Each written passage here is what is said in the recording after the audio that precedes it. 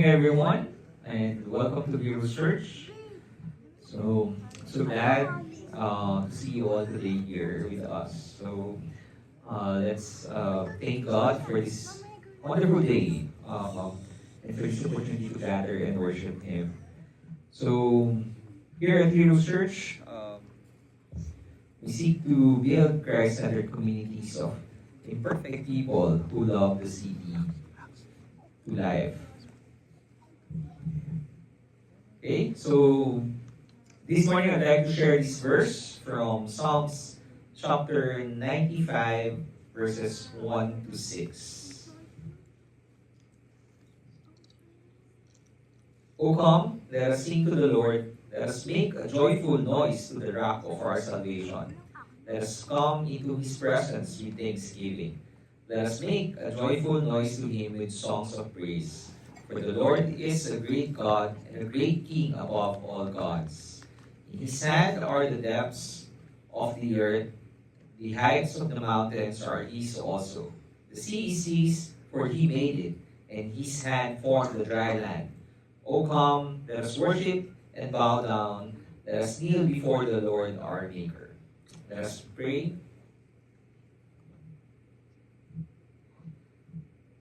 Heavenly Father, we come to you with thankful hearts.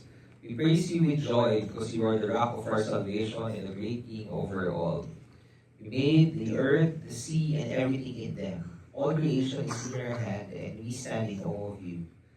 Today we choose worship you. We bow our hearts before you, our Maker, and we give you all the honor and praise. We lift up all this to you in the name of Jesus Christ, our Lord and Savior.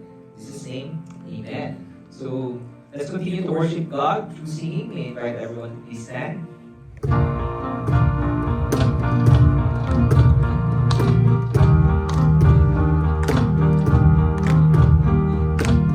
Who breaks the power of sin and darkness, whose love is mighty and so much stronger, the King of glory, the King above all kings.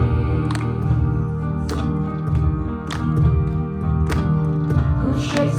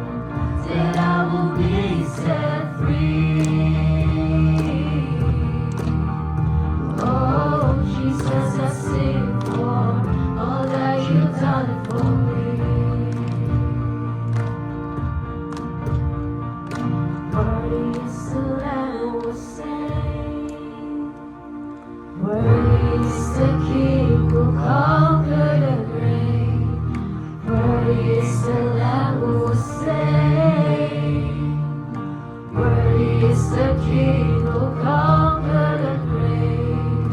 Worthy is the Lamb who was slain. Worthy is the King who conquered the grave. Worthy is the Lamb who was slain. Worthy, worthy, worthy. Yeah, this is amazing grace. This is unfailing love. That you will take my place. That you will bear my cross. You lay down your life. That I will be set free. Oh, Jesus, I sing for all that you've done for me. Yes, so God, how amazing grace should our Father, the King of glory and the King of all kings. Thank you, Lord, for finding us the time that we are lost. And thank you, Lord, that you help us, that the time that I was blind, but you helped me to see the truth. Thank you for your amazing grace in our life, oh God. Thank you for the love, the hope, mercy, especially for the time that we're facing the challenges. Thank you again, Lord, for the amazing grace that save our soul from death. In Jesus' name, Lord.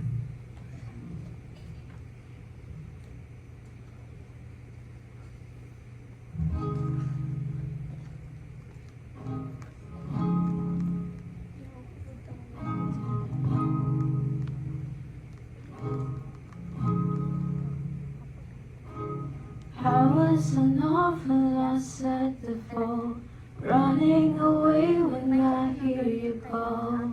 But Father, you work your will. I had no righteousness of my own. I had no right to draw near the throne. But Father, you love me still. And in love before you laid the world's foundation, you predestined to adopt me as your own. You have raised me up so high above my station. I'm a child of God by grace and grace alone. You left your home to seek out the lost. You knew the great and terrible cost. But Jesus, your face was set. I worked my fingers down to the bone. Nothing I did could ever atone. But Jesus, you paid my debt.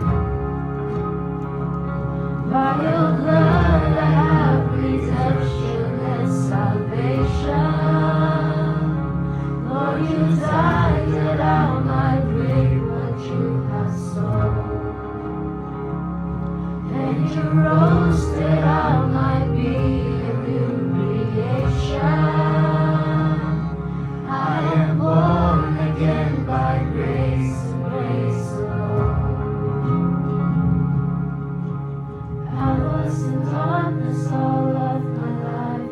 I never knew the day from the night.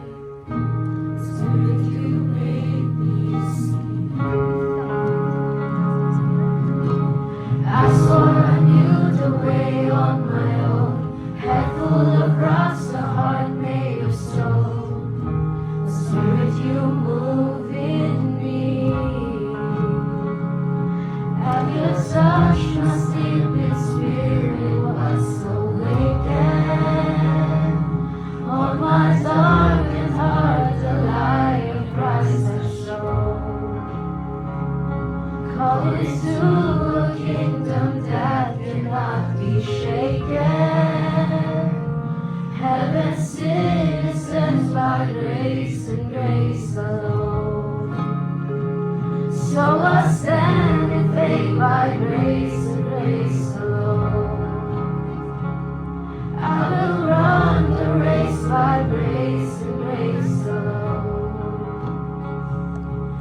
will save my sin by grace alone. I will reach the end by grace alone. We praise you, Lord. We worship you, Lord. It is true that only by your grace we are saved.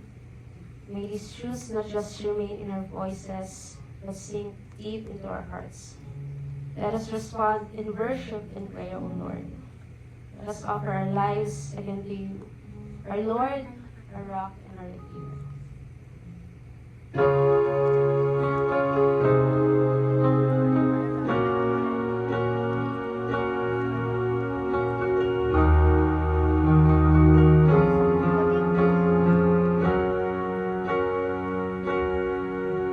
Oh Lord, my rock and my Redeemer, greatest treasure of my longing soul.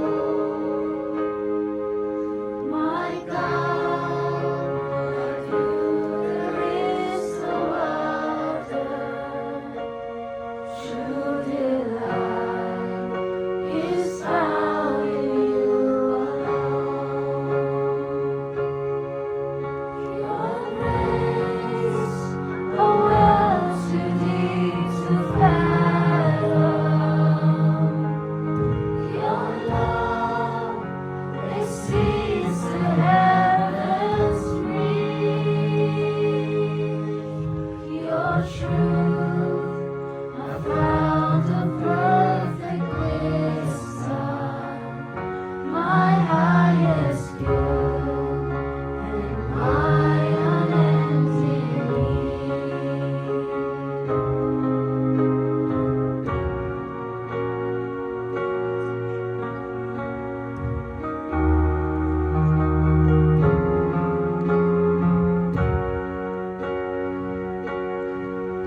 Oh Lord, my rock and my Redeemer, strong defender of my weary heart, my sword to fight the cruel deceiver, and my shield against his hateful wrath. My song when enemies surround me, my hope when sighs of sorrow rise, my joy when trials are abounding. Your faithfulness, my refuge in the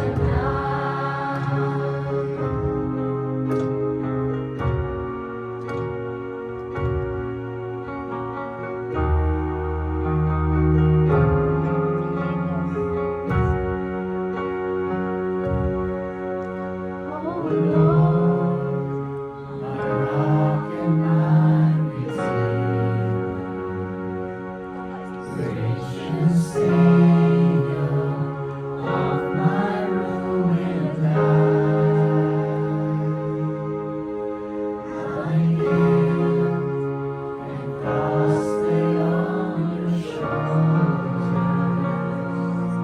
In my days, you suffered and you rose, the grave and dead are conquered.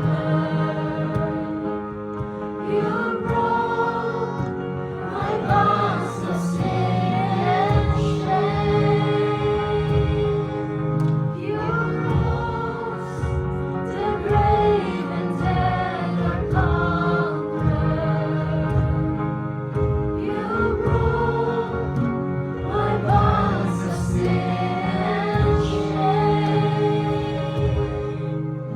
Oh Lord, my rock and my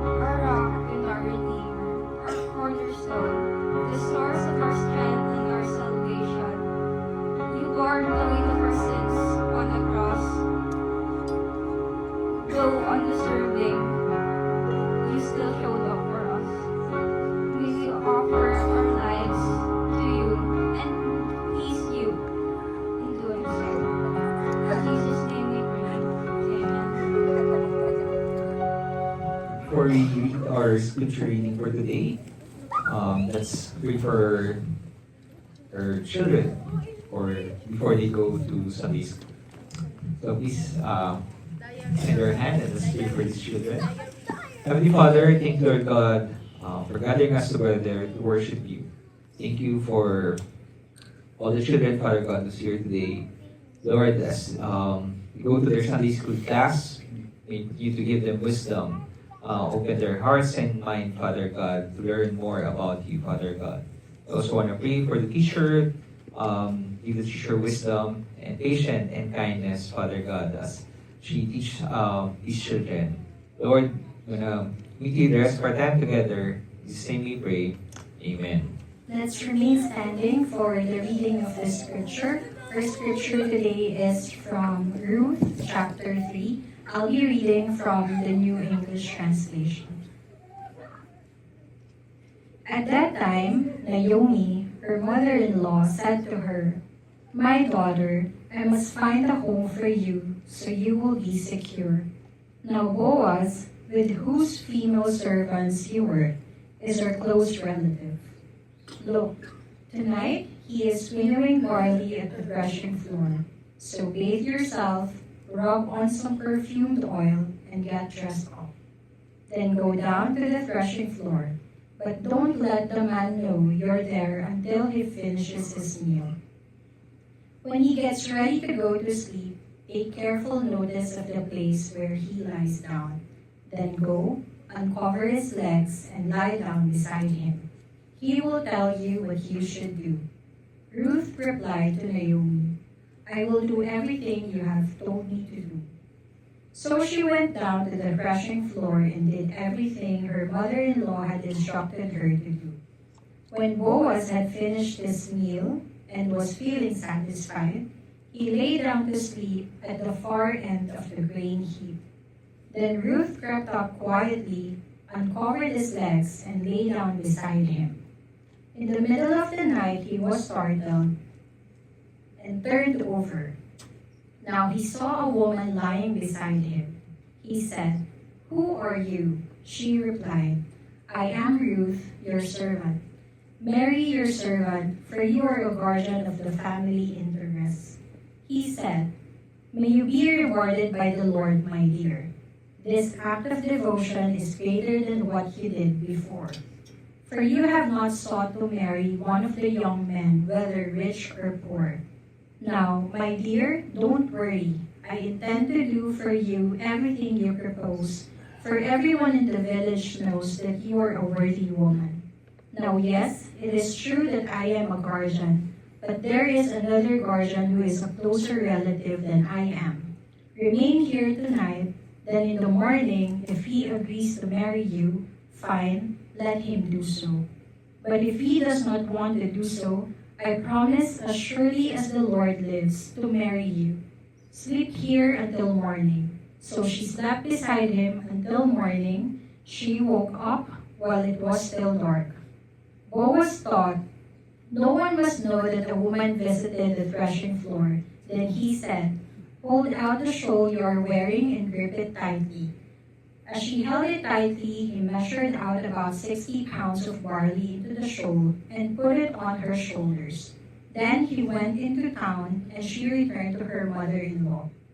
When Ruth returned to her mother-in-law, Naomi asked, "How did things turn out for you, my daughter?" Ruth told her about all the man had done for her. She said, "He gave me these 60 pounds of barley, for he said to me, 'Do not go to your mother-in-law empty-handed.'" Then Naomi said, "Stay put, my daughter, until you know how the matter turns out. For the man will not rest until he has taken care of the matter today." May the Lord bless the reading of the word. You may now be seated. Good morning, and we are now running through our third part of our Old Testament teleserie. And now we're almost at the exciting part of many of you probably think or are familiar with the Ruth and Boaz love story. This is continuing to build that narrative, but we will save that completion till next week.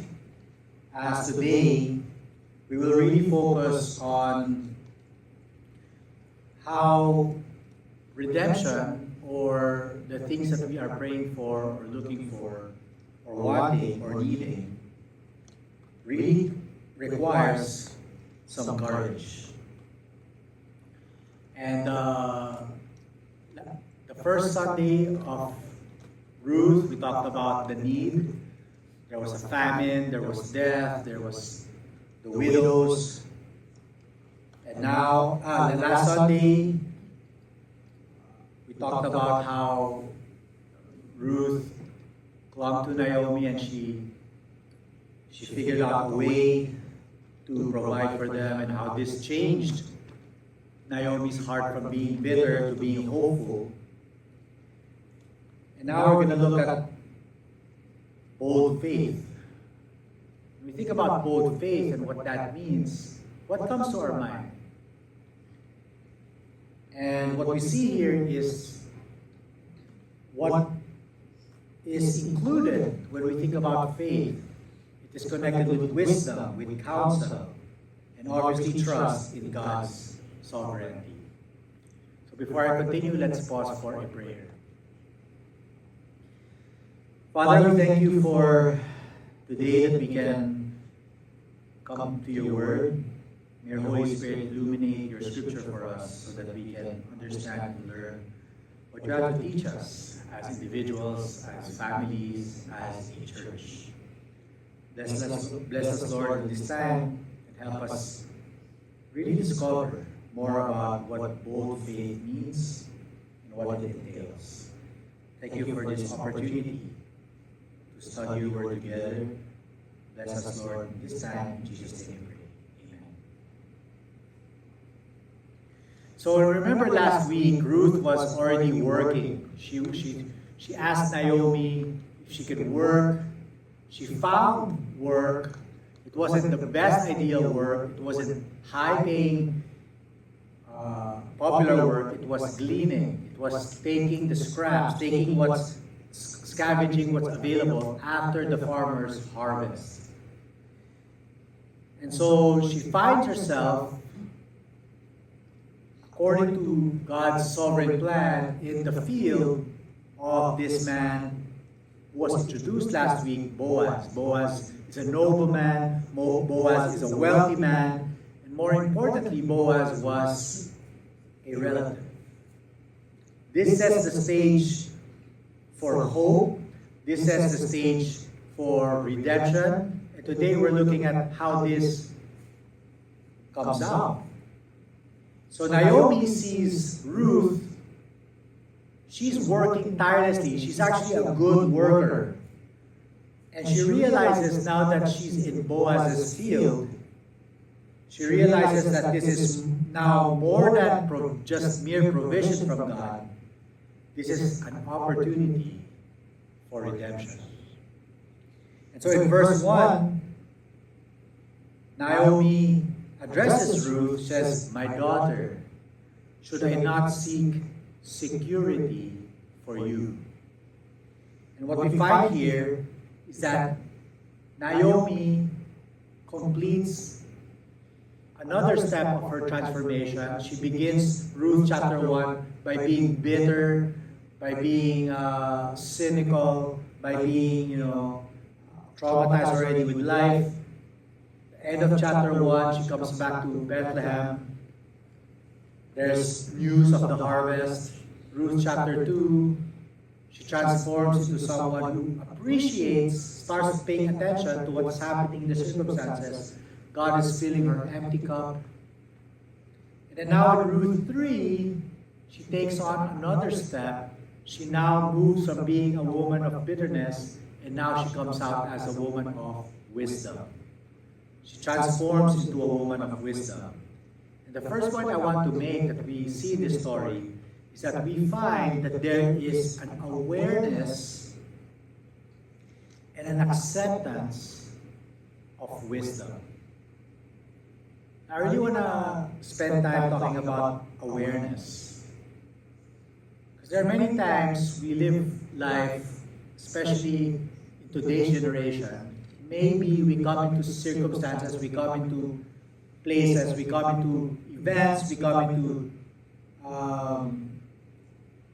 workplaces or schools, and sometimes we're found to be unaware. Have you heard about that idiom? Oh, he or she's just unaware. Sa Tagalog, di ba? Hindi niya lang alam. Hindi niya lang alam. So being unaware or hindi mo alam is negative, right? Parang hindi mo nakita, you don't understand, you don't see, you don't perceive what is happening.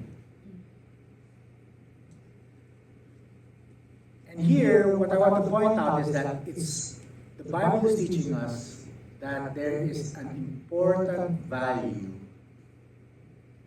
to really becoming aware. And how do you become aware? Where you put yourself in a position to accept or receive wisdom from someone who knows better than you. In this case, Ruth becomes aware, and how is she made aware? She puts herself in a position to listen and accept wisdom from her mother-in-law, Naomi. Naomi's wisdom here shows us she sees the bigger picture.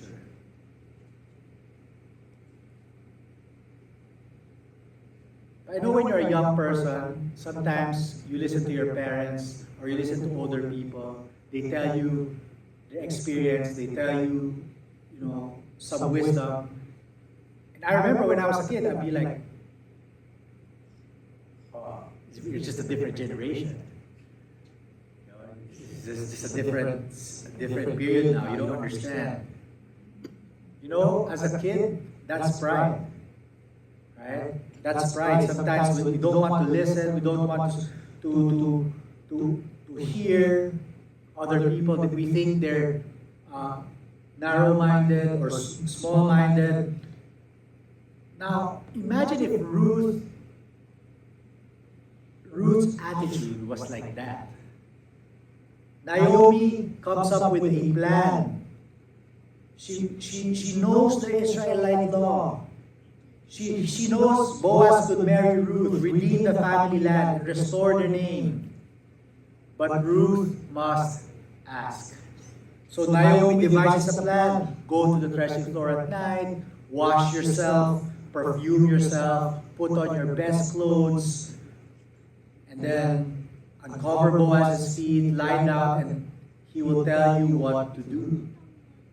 Now imagine, what if Ruth said, no, I'm not like that. I'm not like that, Mom. That's I'm a Moabite. That might be your Israeli style or your Jewish style, but I'm different. I'm a different generation. That's old school. That's like emotional blackmail. That's like romantic manipulation. That's not cool, Mom. That's not cool. Now, Ruth would have said that, right? If Ruth had social media, she could have tweeted or put on Facebook, my mom just asked me this. My mom just asked me to go to my new boss, who owns our field, who's been very kind to me, and then put myself in a vulnerable position. Ruth could have done all that. In today's culture, in our culture, it would have sounded really, really good. It could have sounded like a woman standing up for herself, a woman who knows her place, demanding dignity. But the Bible doesn't mention that.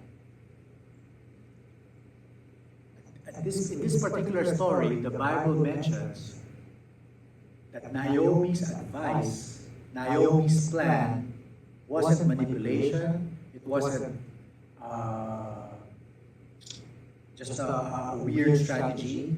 It was wisdom.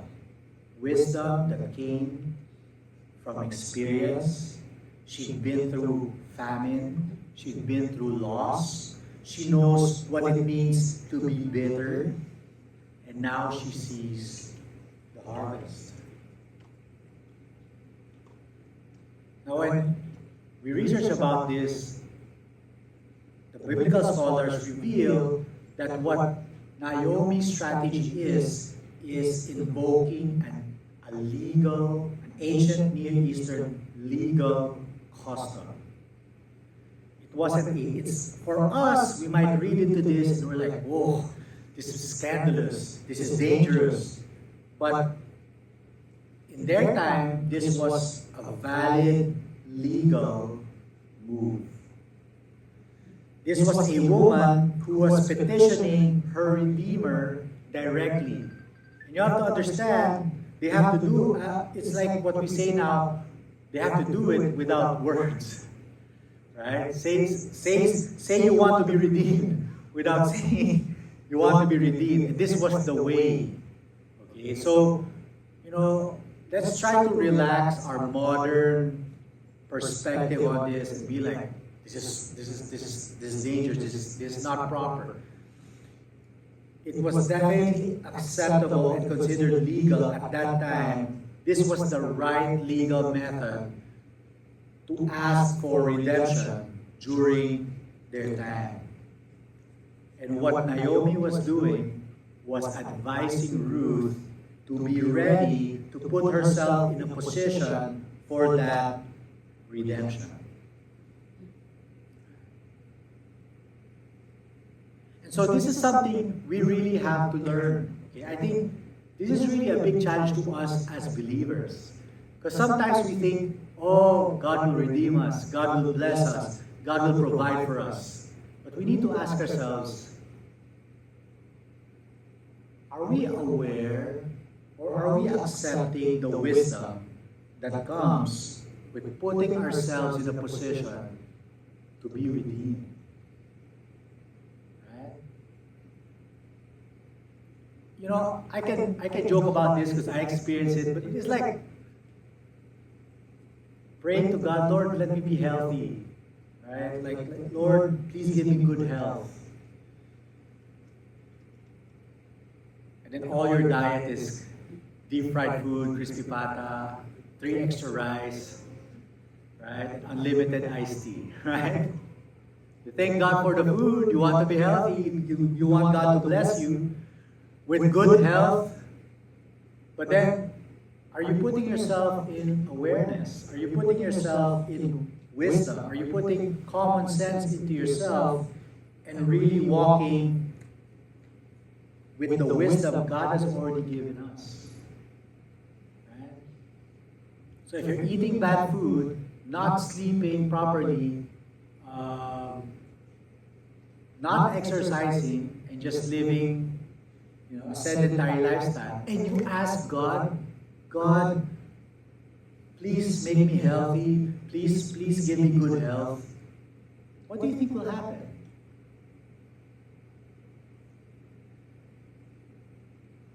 And here, it's like us, we hear people that give us advice, bawas mo na yung rice, tanggalin mo na yung sweets. And then the question you want to ask yourself is, are we accepting that wisdom? Or are we hard-headed? It's tough in our culture. In the Philippines, it's tough because we live in an eating culture. We love food.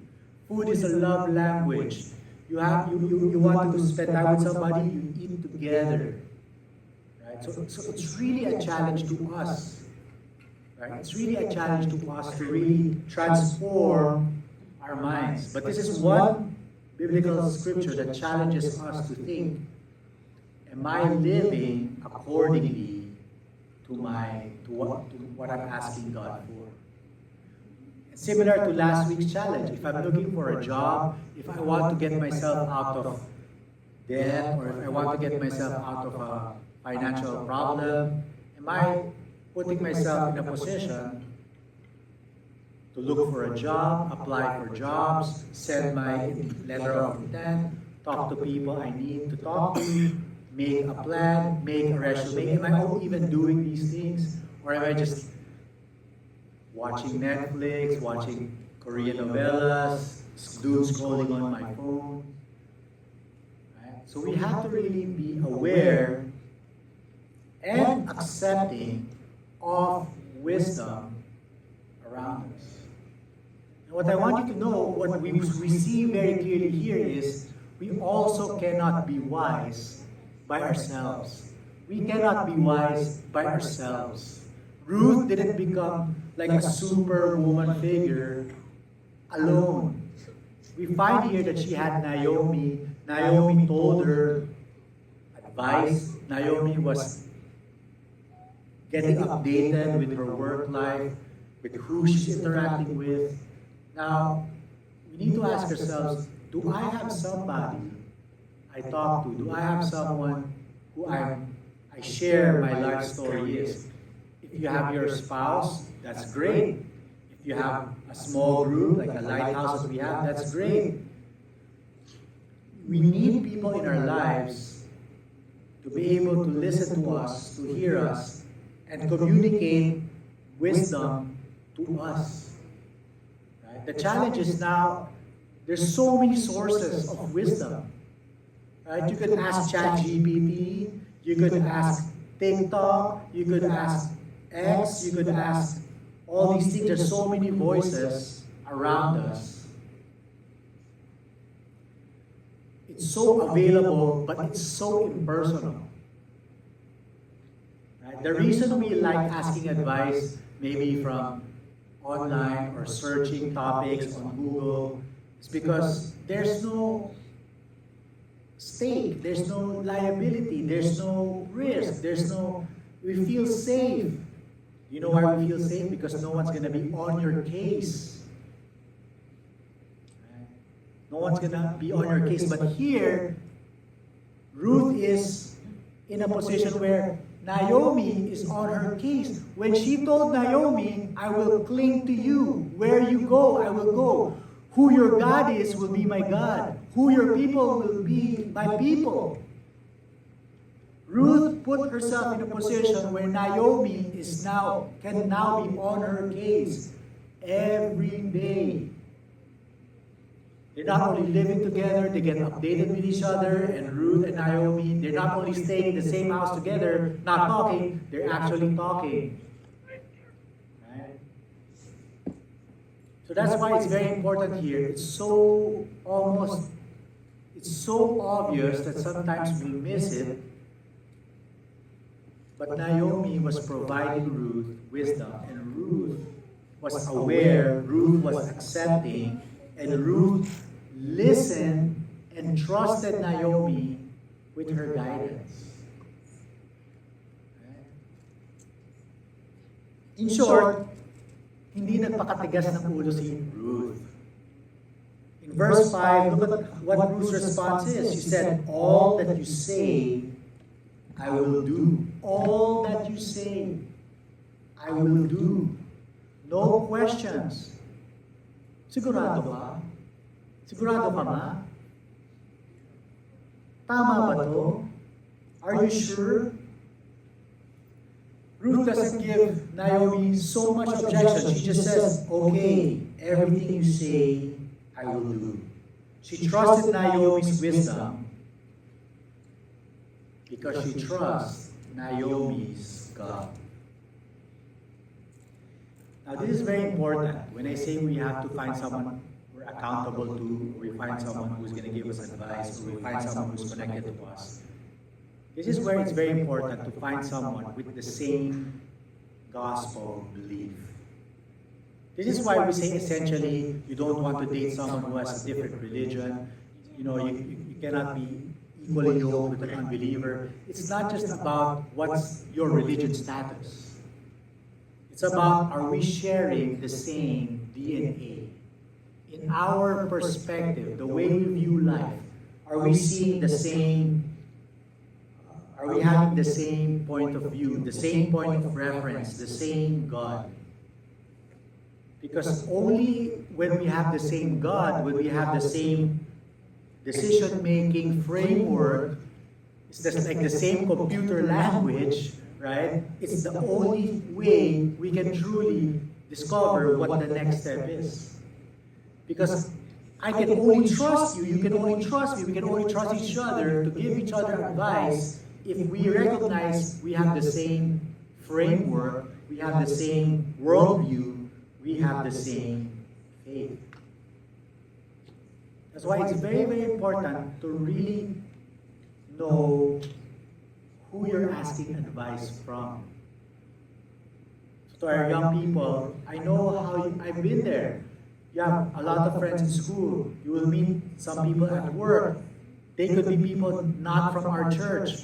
They could sometimes be interesting. They can be full of risk. They can be amazing. They can be outspoken. And you get attracted to them. You get attracted to their perspective. And that's normal. But you need to ask yourself, where is their perspective based on? And this is where it pays to understand the Bible. It pays to know the Scripture. It's very important to know your own faith, so that you don't get swept or attracted by different perspectives. So you know the biblical perspective. The best thing you could do for yourself is to put yourself in a position where you could receive and trust biblical guidance. And we live in a culture where Christianity is so widespread, so you also have to be very, very careful. Not everyone who says they're Christian, not everyone who says they're a pastor is actually telling you biblical wisdom. That's why when you come to church, when you think about what church you want to commit to, the church, what church you want to be part of, or you put your faith journey with, one really good question is not, oh, is their music nice? Or is their platform or social media or online streaming nice? Or is there, do they have a coffee shop? Right? Because before, normally when people ask each other, okay, where do you go to church? Oh, I go here. Oh, because they have great music. They have all this. They have the celebrities. They have famous people there. But what do the celebrities do for you? What does great music do for you? Great music you can recreate in the privacy. If you have your streaming service, put it on your YouTube, put it on your Spotify. But biblical, healthy, biblical, correct interpretation, that's what will do wonders for our lives. So it's very important to consider, to look for biblically faithful people, biblically faithful church that you can be part of, and put yourself in a position where you're listening and trusting the guidance that comes from the church, from the people you trust, from the people who give you advice. Because many times, like Ruth, when someone older or wiser gives you wise counsel, that wise counsel could be risky. That wise counsel could mean stepping outside your comfort zone. But Ruth shows us that when she got the wisdom, she accepted it and trusted Naomi to act on her advice. So that's the first lesson we find here. Letter A is being aware and accepting of the wisdom. Second is letter B, so we'll go A, B, C. Being aware and accepting the wisdom is one thing, but stepping out and actually executing the advice, that's another thing. So we find here, as the verses continue, the boldness of Ruth's obedience. Ruth follows the plan perfectly. She goes to the threshing floor, waits until Boaz finishes celebrating the harvest, uncovers his feet, lies down, gives her spiel. And what we find here is that Ruth takes the risk to follow through. Now I'm saying what Naomi gave her was a legal way to get a redemption, kinsman redeemer to marry you. But it doesn't mean, though it was legally correct, it doesn't mean that it was socially and culturally acceptable.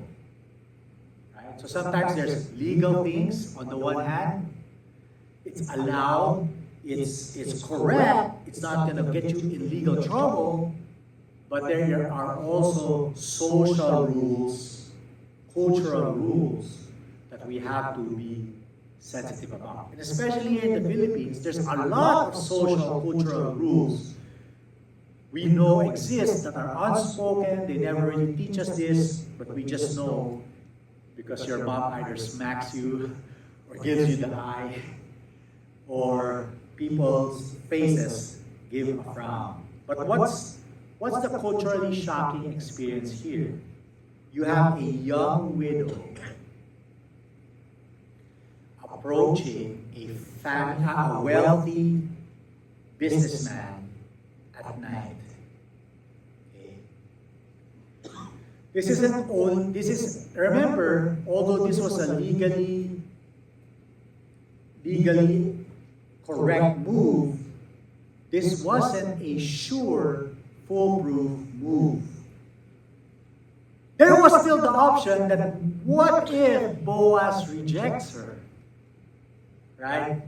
We know the story, so sometimes we miss the tension.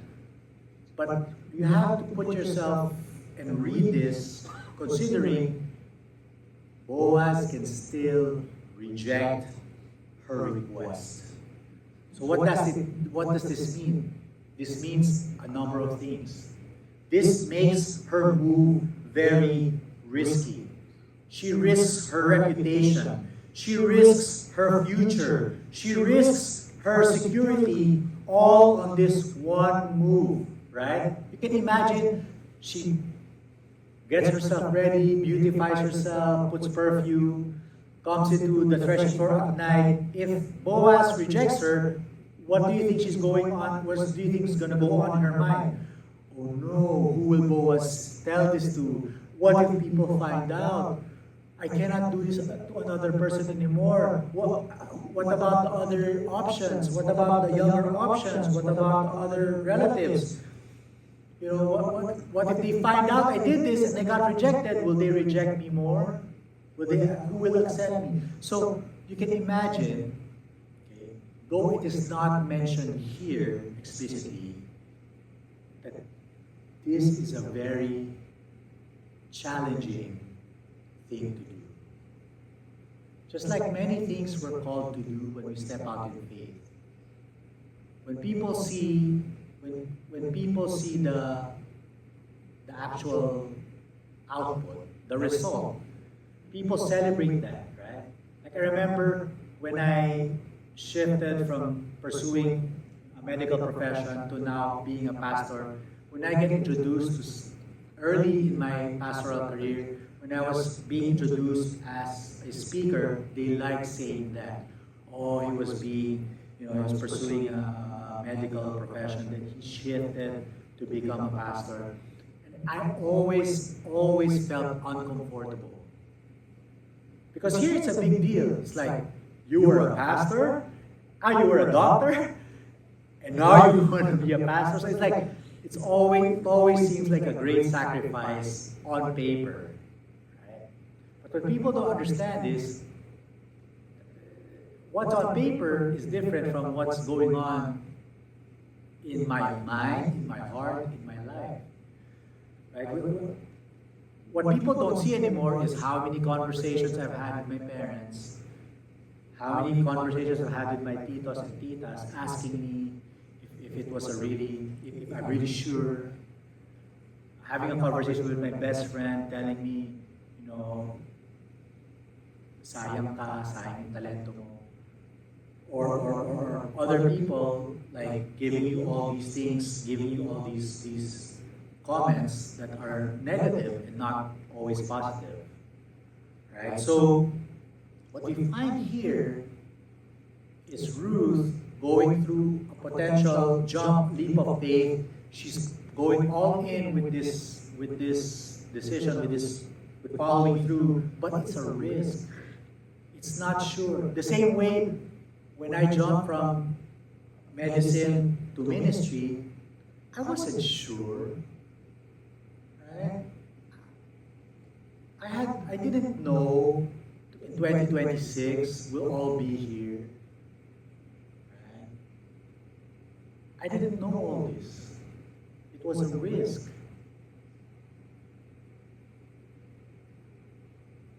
And when you're in a position to take a risk, it's not easy.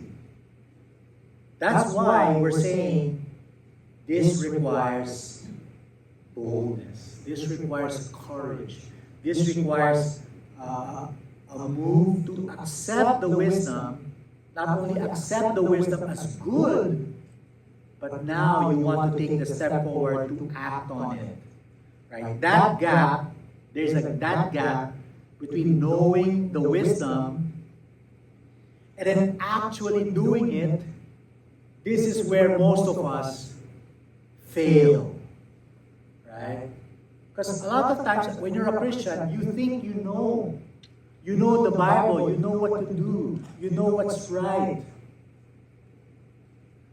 But the Philippines is a Christian nation. That's why a lot of times people think, why do we have to do mission in the Philippines? We're already Christianized. But in the same breath, the Philippines is also very poor, very corrupt, very immoral. So why is there a gap? Why is there a gap between knowing what's right, knowing Jesus, right? Even our politicians, our celebrities, they go on TV declaring, God bless you, they invoking the name of God. But then, why are our actions far from what we know? That gap, my friends, in the middle is actually what obedience is. It's not only knowing what's right, it's also obeying or following through with what you should do. And if you want a better Philippines, yes, let's pray about it. Let's hope for a better future.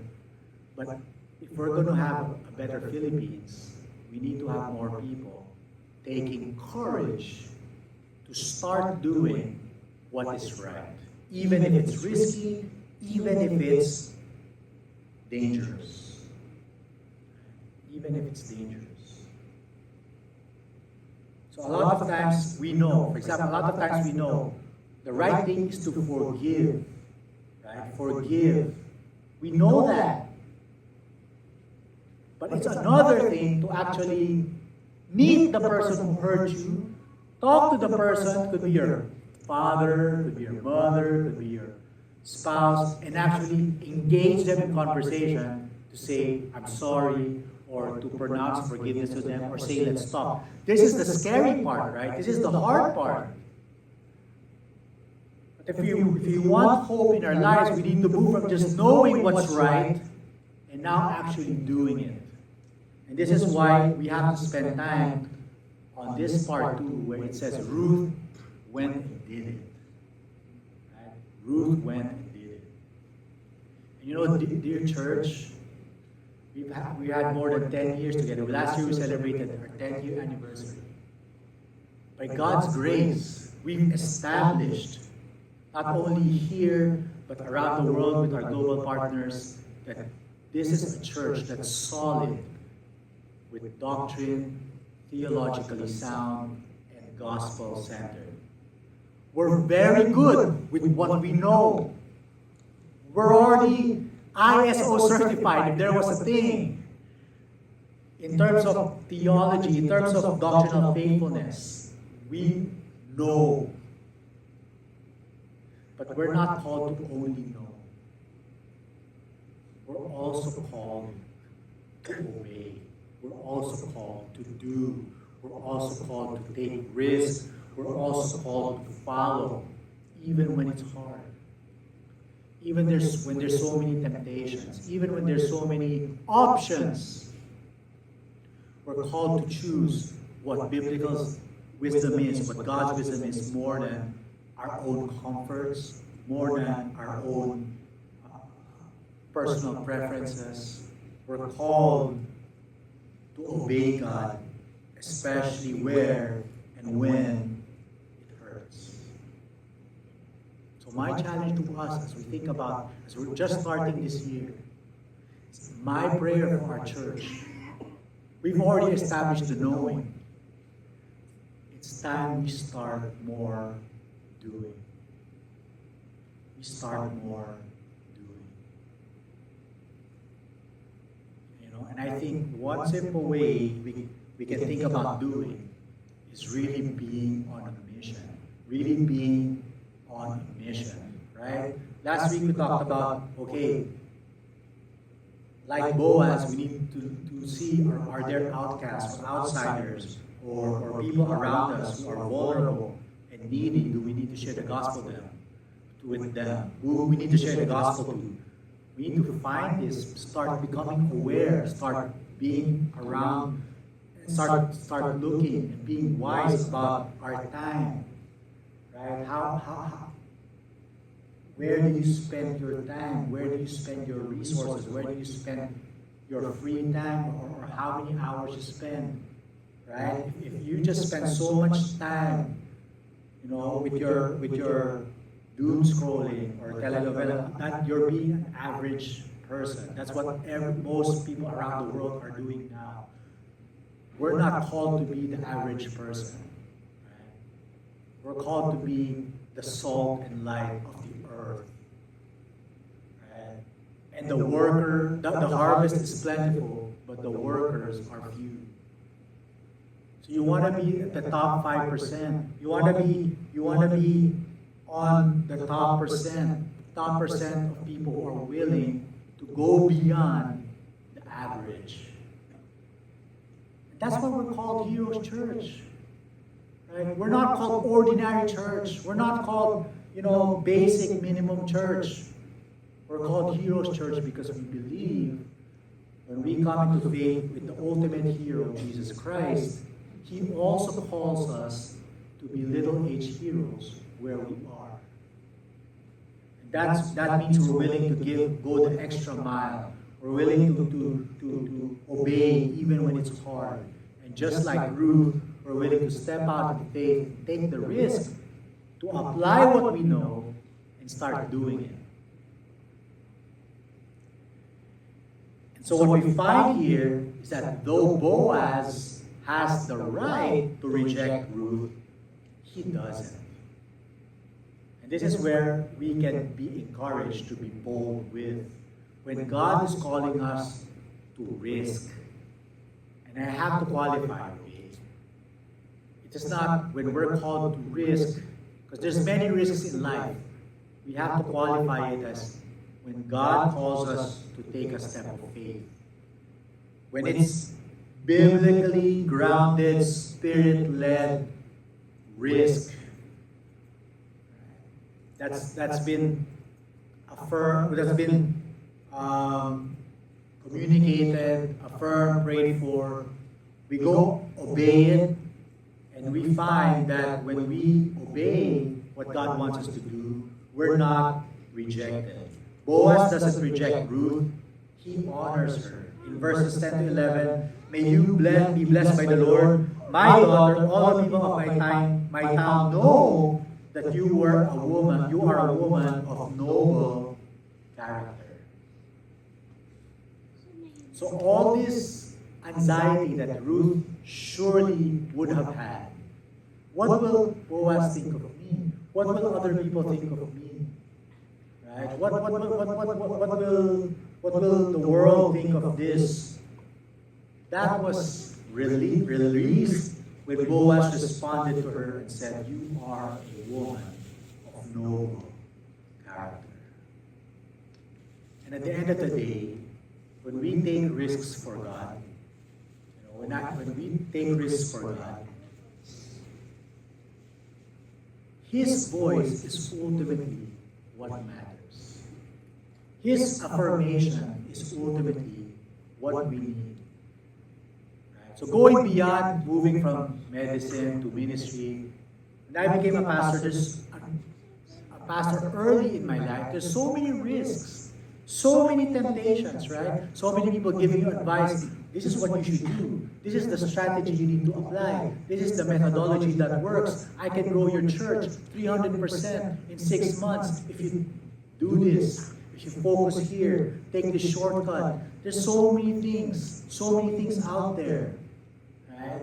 That you can copy, paste, just apply, thinking you can strategize to grow numbers.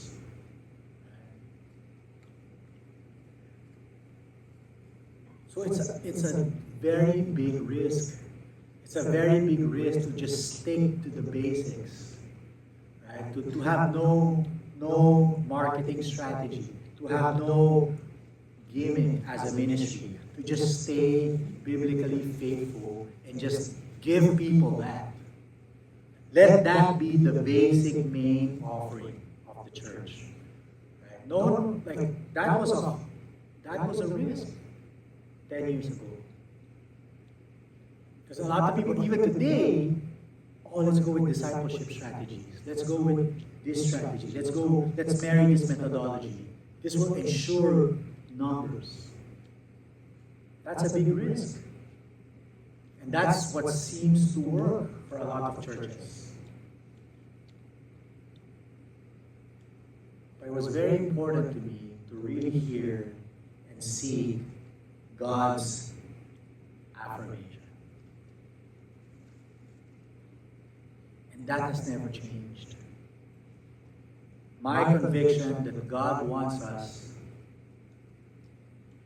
to really get to know Him through His Word. And that's not as simple as it sounds. It's hard. Because it takes long hours. It takes long hours of study. People think, a pastor's job is just on a Sunday, he talks for 30 minutes. That's not true. How many hours do you think is required to produce a sermon that could be as biblically accurate as you try? You try hard. Right? But that's a conviction we've had, and by God's grace, sticking to that conviction, making sure that we all get it, is a commitment we made, and it has brought us to here today. You being here today, our ability to worship in a place like this is an affirmation, is a comfort. That when we take that risk and just obey God, to be faithful and centered on Him, on Jesus and His Word, God sees. And when God sees and affirms us, the same way Boaz affirmed Ruth, that's all that matters. Right? I'm very happy when you invite people to church and if they ask you, why? What does your church offer? Well, simple. Right? We offer the gospel. So that's what the church is offering. The good news of Jesus Christ. Huh? So you're not like this church? You're not like this mega churches? Just come and try for yourself. Just come and listen. Just come and see. Right? And we are a little bit nuanced because there are complications when you obey God. It's not easy all the time. Boaz affirms Ruth, but he knows there is a complication. In verse 13 he says, there is another kinsman redeemer that has a closer claim for you. Right? Let's wait. let me check on this first. If he wants to marry you, then great, marry him. But if he doesn't, I promise I will redeem you. So here we find not only Ruth's obedience and risk, we find Boaz's character. Right?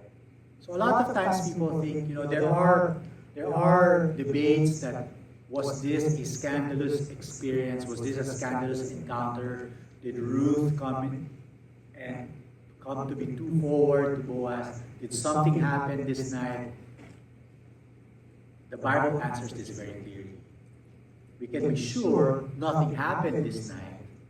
There was nothing scandalous or sexual about this night because Boaz said, let's wait, there is another kinsman redeemer closer than me. If something happened that night, that deal, done. People would have found out, people would have talked about it wasn't right. We can trust that nothing happened this night because Boaz showed restraint and showed wise restraint. Because the beautiful thing about this passage is even before Ruth approached him, Boaz already did his research. Right? For Boaz to say, there's another man closer with legal right to you. That meant he asked already. That meant he thought about it already. That meant he was also thinking about the possibility of it already. He just needed to check on it. So Ruth was honored by Boaz. Boaz showed restraint. Boaz protected her. Just stay here till the morning, it's dangerous. And in the morning, no one should see you. Here's some more barley, bring it home to your mom. And then, now we go to the close of the story. So when we step out in faith, we want to be wise about it. So I know, especially to the young people, that's sometimes very hard to really seek out wisdom. Because I don't want you to fall into two extremes. There's two extremes. Number one, you don't want to ask other people for wisdom. You're just maybe traumatized, or you hate people's wisdom, or you think you're smarter than them. So you just don't ask. I'm not asking. When it's like that, you need humility, right? You need humility. That's what we need to pray to God for. But there are people, asking wisdom is so natural. Like I have people I know when their name appears on my phone, they will pastor, you need to tell me what to do. The other extreme is you're lazy, right? You're not thinking, you're not using your mind, you're not using your common sense. You just gusto mo lang iasa sa iba yung desisyon. That's not what I'm saying is being aware or accepting God's wisdom. We need to think. We need to use our mind. You need to use your perspective. There's so much perspective now, right? There's so much perspective now. You need to also be wise about what you're listening to, who you're listening to, and what perspective you're applying, right? So, first is that, the awareness, and then when you find that biblical, godly advice, then you have the boldness to act on it.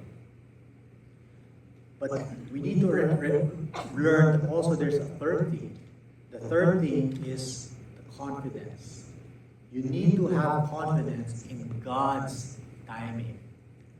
When we act on godly wisdom, when we act on what God wants us to do, God's timing is not ours. The results, what happens, is according to God. You need to trust that.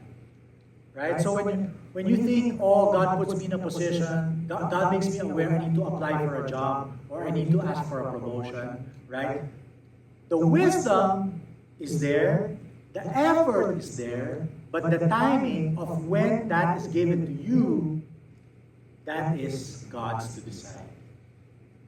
Right? So when you see, when I tell you go apply for a job, go ask for that promotion, it's not always, okay, when I step out in faith, send that letter, send that resume. Don't come back to me saying, Pastor, I submitted, I made my LinkedIn profile, I did all these things, and then, why is there no job? Why is there no promotion? It's been a year, it's been 2 years. Well, this is to complete your lesson. It's lesson number 3. You need to be confident. You need to trust in God's timing. In God's timing. Ruth asked Boaz to marry her. Boaz did not say yes immediately. He said a provisional yes, but let's wait. Boaz protects her reputation. He had a reason to just send her home first and not be too impulsive about her decision making. So we need to trust that if you wanted something and you acted on it, great, right? You got the wisdom, you acted on it, great. But the results, they don't happen immediately all the time. So when you want to be healthy, you want to be healthier, you know, you diet, you exercise, it will take time. It will take time. If you want, you know, if you want to advance in your career, right? It's not gonna happen immediately. It's gonna take time. Like last Thursday, I just joined a new spirituality and spirituality in life course. Right? Every Thursday till April, so I finish in April. Right? Because I still want to learn. I know I want to put myself in a position that I'm also growing. That I'm also learning. I'm also learning and growing continually. If I want to also grow as a pastor, as a service provider, grow in my skill. I finished my doctorate, but I'm doing this because, you know, I trust God's wisdom, I trust His sovereignty, I trust His timing, and I trust Him for the results. Trusting God doesn't mean not doing anything. That's why we find here this lesson is about being aware, stepping out in faith, but when the results come late, you trust God. You trust God. And that's why you have to ask yourself this year, 2026, what is this season? You could choose from these 3 things. Are there things I need to be aware of? Are there things I need to ask God wisdom for? Is there people I need to consult? Okay. Do I need to talk to my lighthouse leader? Do I need to talk do you need to talk to me or ask me for counsel? We need to ask ourselves, is this a season where I need to see if I have blind spots, things I don't see? If you haven't talked to anyone, if you haven't asked anyone for advice or wisdom, maybe this year you can start doing that. But if in the previous years you've grown in that, you've received some wisdom, you've grown in Scripture, you've grown in the Lord, maybe this year it's all about stepping out, being bold, being courageous, to take action. Maybe I need to take action. So you need to also weigh yourself there. But if you've already had the wisdom and you've already taken action, praise God. Maybe now is a time of trusting God, waiting, being confident in the timing. Meaning keep doing what you're doing, keep seeking the wisdom, confirming it and keep acting on it, and then also wait on God. This story is pointing us to the heart of redemption. As Boaz physically spreads his garment over Ruth, it is an act of protection, it is an act of covenant, it is an act of love. And this ties in with the clothing theme of the Bible. Many books later, Ezekiel, which happens much later than Ruth, in Ezekiel 16, verse 8, what Boaz did for Ruth points to what God does for his people. Let me read this to you. Then I passed by you and watched you, noticing that you had reached the age for love. I spread my cloak over you and covered your nakedness. I swore a solemn oath to you and entered into a marriage covenant with you, declares the sovereign Lord, and you became mine. Boaz covered Ruth's nakedness and vulnerability. This passage points to God's covenant promise in Ezekiel. But Ezekiel points even to a greater covenant, which is from Jesus. Jesus became naked on the cross so that we can be clothed with his love and protection. Jesus spread his garment of righteousness so that our shame can be covered. Boaz helped Ruth, committed to marrying her if the kinsman redeemer doesn't. Jesus doesn't just commit to us, he died for us, he saves us, he enters into a covenant with us. And that is the gospel. Jesus is the greater Boaz. And we are just Ruth. We need Boaz. We need a Boaz to redeem us. In the same way, ultimately, we need Jesus Christ to step in for us and do what only he can do for you and for me. So how do we apply this? Well, this is 2026, January 3rd Sunday of January. This turn of the new year, I don't know how it is for you. Some of you may be excited, some of you may be tired, some of you may be feeling pressure.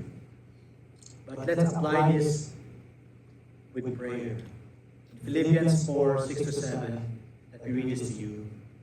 Do not be anxious about anything. Instead, by prayer and petition, with thanksgiving, let your requests be made known to God.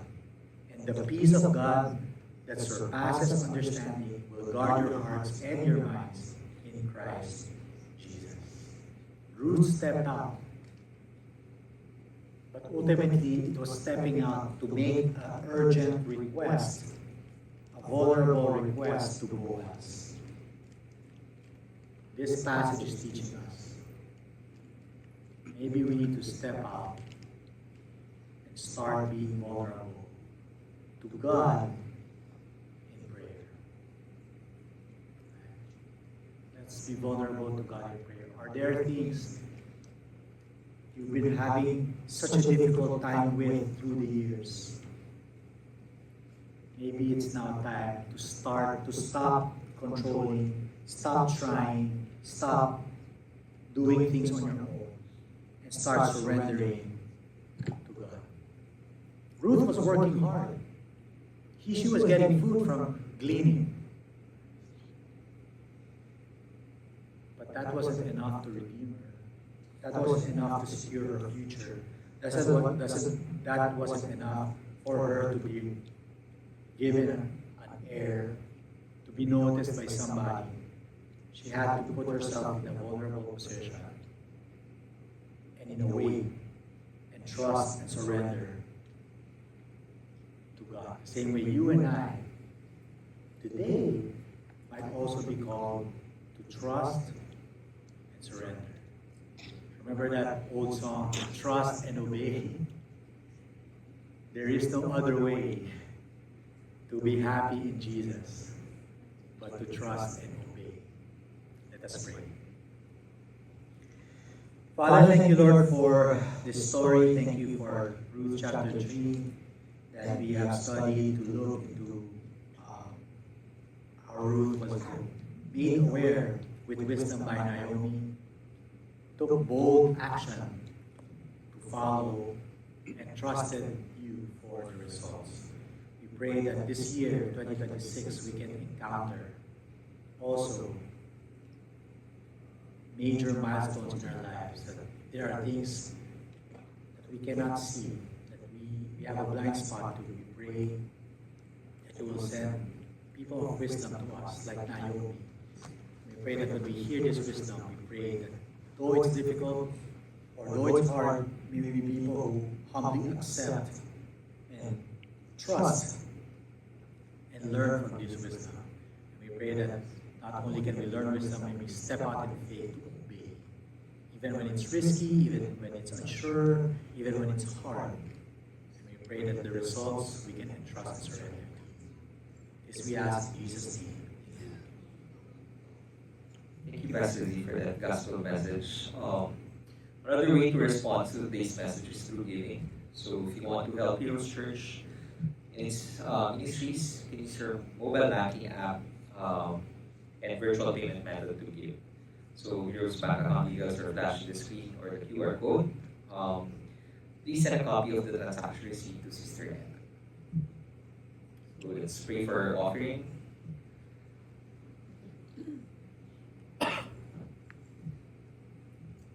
Lord Heavenly Father, you have blessed us beyond measures, Lord God, so we return a portion of these blessings. May these be used to lift up the poor, strengthen our church, and proclaim the gospel to other people, Father God. Teach us to give joyfully and faithfully, just as you have given to us, Lord God. In Jesus' name we pray. Amen. Okay, so morning once again, Heroes Church. Before we continue, there's a few announcements to help us stay connected and be more involved with our Heroes community. So first, stay connected with us throughout the week. You can follow Heroes Church on Facebook and on Instagram, and don't forget to subscribe to our YouTube channel for sermon and worship updates. Also, our Little Heroes, it's our children ministry, meets every Sunday just across the cinema. So if you have kids ages 4 to 10 years old, we invite the parents to bring their children to join our Sunday school. Children below 4 years old are still welcome to join our Little Heroes, but we kindly ask that they may be accompanied by their parents. Okay? Our next gen, it's our youth ministry, meets every first and third Sunday face-to-face. So if you want to know more details about our next gen, you can check or ask Sister Ethel. Also, our Heroes Lighthouses. Okay, so these are our small groups who meets throughout the week for fellowship, prayer, and discipleship. So feel free to reach out to any of our leaders. So if you're not part of any of the Lighthouse, and if you're interested to be part of the Lighthouse. Okay. So we are inviting all our youths to join the CRYM Regional Camp on April 30 to May 2. So 3 days, 2 night camp in Silang, Cavite. So registration fees are here. So for the regular fee, it's 2,500 until March 31st. Late registration is 3,000 until April 1 to 15. And the last minute registration is 3,500 till April 16 to 30. So we encourage every youth to register early. Okay. So for more details, please approach our CRYM leaders after the service. Also, so if you park today here at Central Square, parking vouchers are available outside at the Engage table. So please don't forget to grab one after the service. And Of course, as part of our commitment to sustainability, and we encourage everyone to properly dispose your trash, and also, whenever possible, to bring reusable bottles and containers for coffee and other drinks outside. Okay? For our congregational prayer, so let's remember these prayer items as we spend this time in silence and prayer.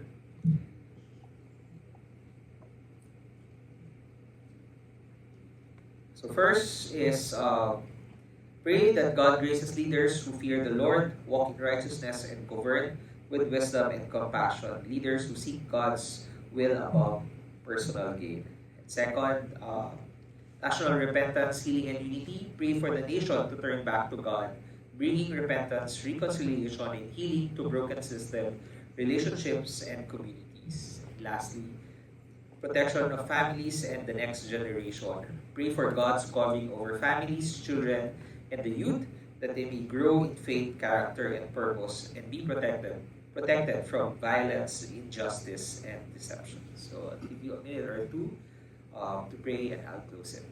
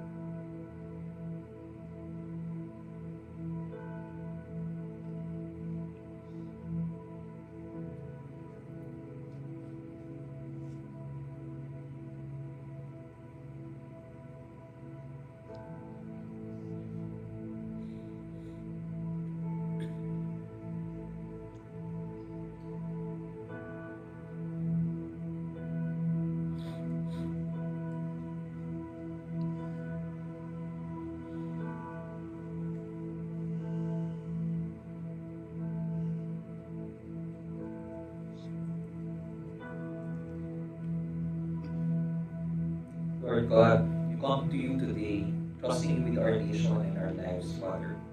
We pray for our leaders, raise leaders who fears you, Lord, and serve with wisdom and compassion, Father God. Help them seek your will above all else. We ask for healing for our nation. Turn our hearts back to you, Father God. Restore unity, bring peace where there is division, and hope where there is brokenness, Father God. Lift up our families and the next generation of this country, Father God. Protect our children and our youth. Help them grow strong in faith, character, and purpose. Place everything in your hand, Jesus Christ. In Jesus' name we pray. Amen. So before I call back Pastor Lee for the benediction, I'd like to invite everyone that today's third Sunday, and we will be having our potluck after the service. Please stay and have fellowship with us. May I call back Pastor Z for the benediction. As we close, I just want to take this time to acknowledge key people in our church. This might come as a surprise to them, but since we don't do this a lot, but I just want to acknowledge and affirm the men leading our church as part of our church council. So we call our church council Hero Serves, just so that we always remember we're here to serve and not lord over anyone. It's composed of our elders and deacons. And today I just want to acknowledge and present them to you as we begin this year. So when I call on their names, please just don't clap for them, cheer for them, because I'm sure they appreciate and they really need your support. So these are the men who dream, who decide, and who do the hard work behind the scenes for our church.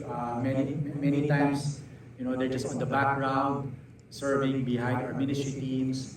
But these men are really praying for you, meeting and really having your best interests to mind. I want to present them to you and bless them with a book. So each of them will get a the compelling community book from 9 Marks. It's by Mark Dever and J.D. Dunlop that talks about where God's power makes a church attractive. So these men are very visible signs of God's power in our lives, in our church. And I'd like just to present them, affirm them, acknowledge them to you. And just as an encouragement to the rest of us, these men are serving because they desire, and they love, they want to serve. So if you are also having that desire, if you are having that inkling, that leading to serve, you don't have to wait for a title, you don't have to wait for recommendation to serve. Just serve, talk to us, we'd love to connect and plug you in. So I'd like to call on these men to the front, our heroes, elders, and deacons. So first is our set of deacons. We have Deacon Gilo. We have Deacon Hubert. We have Deacon Rocky and Deacon Nathan. He wishes to be here, but he's not feeling well this morning, so we had to take care of him. These are our deacons. And for our elders, we have Elder Jojo, and we have Elder Wash, and of course we have our former elder who's now also a pastor, Noel. He's preaching in Red Donkeys, Manila, so he can't be here with us, but he'll try to follow for the potluck.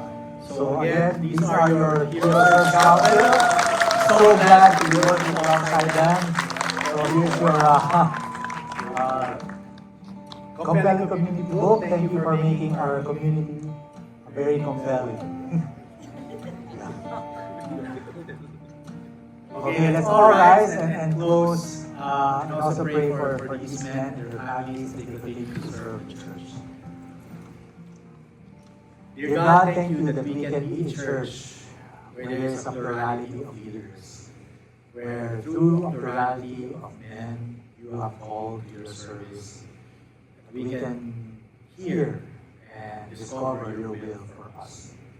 Thank you for these men who have given their sacrifice, their willingness, and availability and time to serve you, Lord. We pray for their families, that you will continue to protect them, their work, that you will continue to empower them, and of course their ministry, Lord, that you will continue to inspire them, speak to them, be the center of their lives. We pray for our church that we can continue to foster and grow also, not only our ministry teams, but our leadership teams.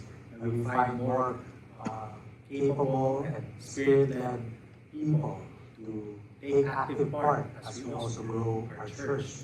We pray that as we think about also our mission, we pray that we can grow people, Lord, so that we can extend our mission not only here, but also beyond our walls. Dear church, may the Lord bless you and keep you. May the Lord make his face shine upon you and be gracious to you. May the Lord lift up his countenance upon you and grant peace. In Jesus' name we pray. Amen. Thank you very much for coming. Let's enjoy our podcast. God bless you.